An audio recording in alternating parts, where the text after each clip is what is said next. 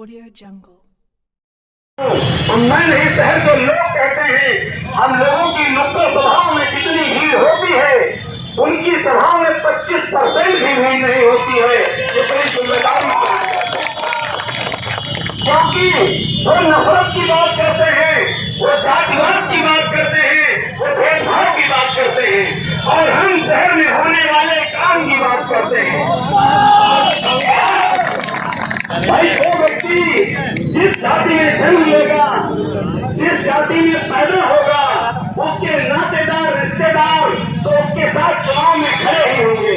और मेरे साथ ऐसी कोई जाति नहीं, ऐसा कोई मजहब नहीं, ऐसा कोई समुदाय नहीं जो कंधे से कंधा मिलाकर मेरे साथ न चल रहा हो। कल एक बच्ची का वीडियो वायरल हुआ था, हम लोग दौरा कर रहे थे, वो तो सक्सेना थी, श्रीवास्तव समाज से आती है। वो बच्ची हमसे कह रही थी कि अरे आप हमारे हीरो हो। तो लखीमपुर में ऐसी कोई गली का बच्चा नहीं है जो मोहनदास चाहिए, रमा मोहनदास चाहिए।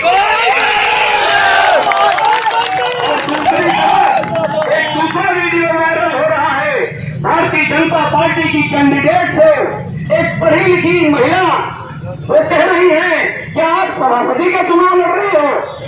बताइए, कितनी बड़ी पार्टी उसकी कैंडिडेट। अरे अभी तक ये 15 दिन का चुनाव है, चेहरे नहीं लोग पहचान रहे हैं। और हमने अपने शहर के लिए 10 साल शहर के लिए जिए हैं, 10 साल शहर के लिए जिए हैं, और अपने जीवन की अंतिम सांस तक अपने शहर के लिए ही जीना है और अपने शहर के लिए मरना। विरोधियों का काम है केवल अनर्गल बात करना। मेरा चुनाव एक एक समाजवादी पार्टी का कार्यकर्ता और एक एक मेरा भाई, रिश्तेदार, दोस्त, भाई लड़ रहा है। उसके साथ में पूरी दुनिया को चलाने वाली एक ईश्वरी ताकत है, भोलेनाथ माता रानी है, और इतनी दुआएं हैं हर धर्म के लोगों की मेरे साथ।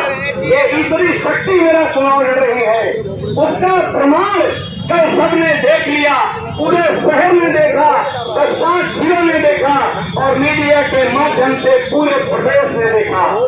मैं बड़ी जिम्मेदारी से कह सकता हूँ, आदरणीय मुख्यमंत्री जी की सभा उनके राजनीतिक सभाओं में सबसे विफल सभा अगर कोई नहीं होगी,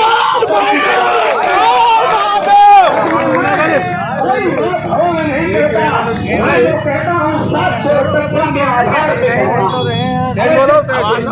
प्रधानमंत्री हो या किसी भी स्टेट का मुख्यमंत्री हो, और पूरे देश का सबसे बड़ा सूबा उत्तर प्रदेश है।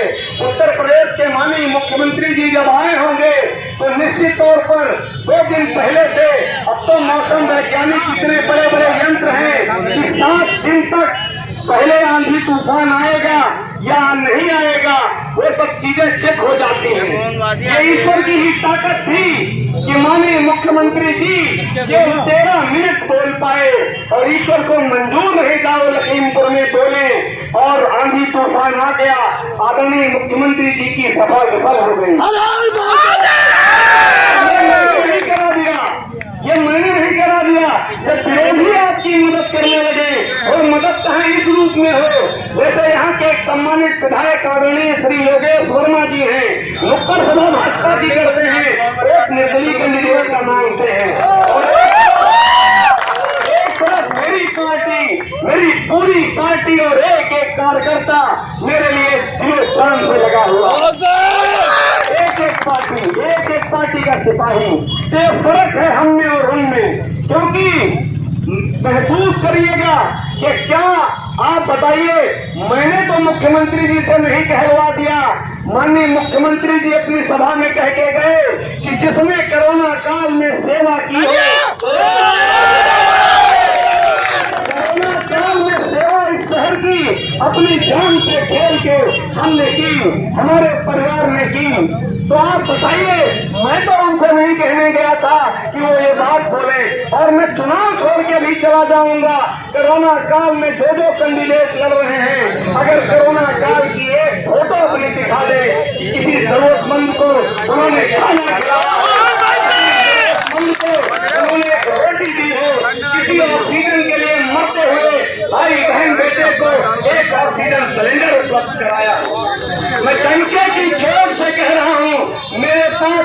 के सबूत हैं।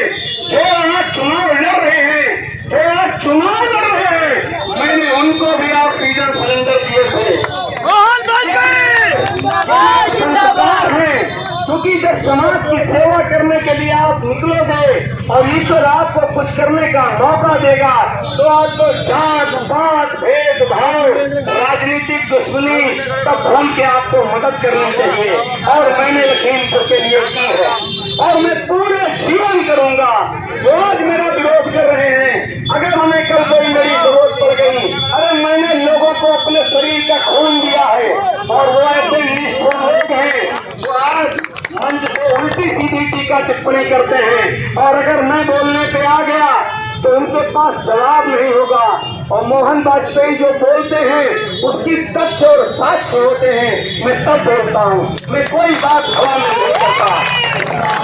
अरे चुनाव है, आज चुनाव लड़िए।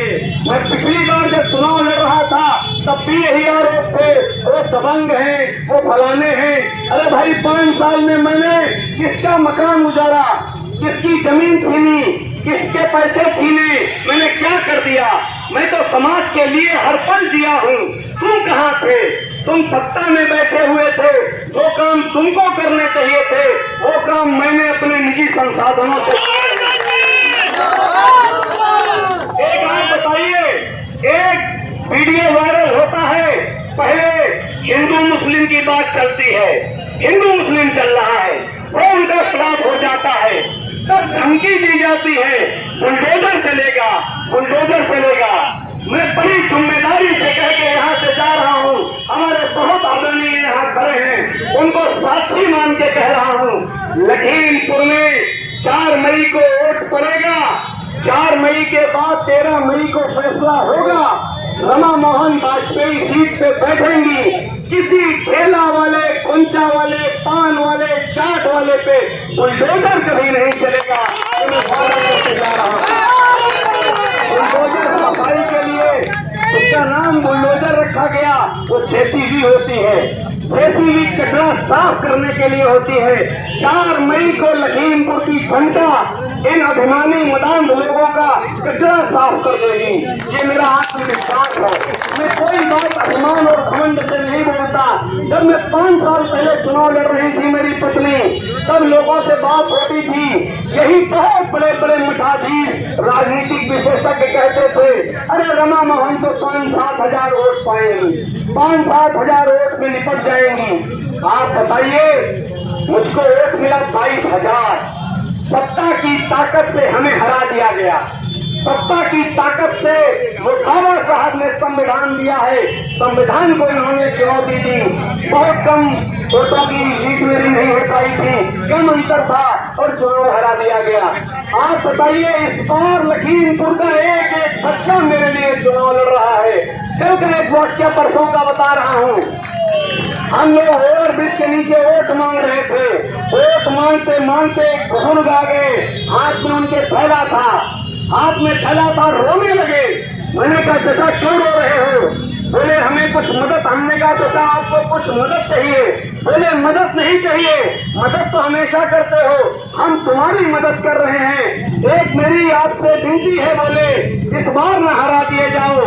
मैंने कहा चाचा आप चिंता मत करना, पिछली बार मैं ऐसे दल से चुनाव लड़ रहा था कि हमारे पास लड़ने भिड़ने वाले काउंटिंग के अनुभवी लोग नहीं थे। इस बार जब समाजवादी शेर हमारे साथ काउंटिंग में खड़े होंगे और जनता की ताकत को बोल रहा हूँ, काउंटिंग वाले दिन 10,000 लोग काउंटिंग के बाहर खड़े होंगे। प्रशासन से उम्मीद है कि प्रशासन इस बार बेईमानी नहीं करवाएगा। जिसको मत निकले, जो मताधिकार से चुनाव जीते, वो अपना सर्टिफिकेट ले जाए। मैं शहर के लिए कुछ कहना चाहता हूँ, कुछ करना चाहता हूँ। आप बताइए, 13 मिनट का माननीय मुख्यमंत्री तेरा भाषण हुआ, क्या वो सीवर लाइन पे बोले? क्या शहर को सीवर लाइन तो मुख्यमंत्री अगर चाहते तो बोल सकते थे? क्या वो जो तार लगे हैं, मैं जिस वार्ड में खड़ा हूँ, इस वार्ड में एक बच्चा था, वो चाह रहा था, उसके घर में शादी थी और बिजली का तार टूटा, बिजली का तार टूटा और तार टूट के उस बच्चे नौजवान बच्चे पे गिरा और वो बेचारा इस दुनिया को छोड़ के चला गया। क्या इन बिजली के तारों को हटाने के लिए माननीय मुख्यमंत्री जी बोले? ऐसा कौन सा कार्य बोले अपने 13 मिनट के भाषण में? क्योंकि ईश्वर को नहीं मंजूर था, उसको आप छोड़िए। मैं जिस वार्ड में सामने खड़ा हूँ, इस वार्ड में अब तो इसमें चेक हो गए। अनिल कुमार शुक्ला दादा थे, बड़े अच्छे वक्ता थे, अनुभवी व्यक्ति थे, नॉलेज उनको बहुत डीपली थी, हमारे उनके व्यक्तिगत रिश्ते थे। वो भारतीय जनता पार्टी के कैंडिडेट को चुनाव लड़ा रहे थे। वो सरस्वती पैलेस से पैदल चले, कचहरी तक पैदल गए। उसके दूसरे दिन हमको मिले, हमने कहा दादा आशीर्वाद दीजिए। बोले भैया मैं कहीं से बंधा हूँ, मजबूरी है। मैंने कहा मैं तो आपसे वोट नहीं मांग रहा हूँ, आप मेरे बड़े भाई हो, मेरे संस्कार है, मैं आपके पैर छू रहा हूँ। अपने स्वास्थ्य का ख्याल रखिए, आपकी उम्र है और आपको शुगर है, आपको बीपी है, आप अपनी सेहत का ख्याल रखिए। क्या आदरणीय मुख्यमंत्री जी की सभा में जिस व्यापारी नेता ने शहर में एक अच्छा व्यापारी नेता खो दिया, आप बताइए ओम शांति ही कोई अगर उनके लिए बोला हो उस मंच से? अरे स्वार्थी लोग हैं। और खास तौर पर अपने समाज से कहना चाहता हूँ, अरे पहले राउंड से गालियां खाना चालू हो जाएगी।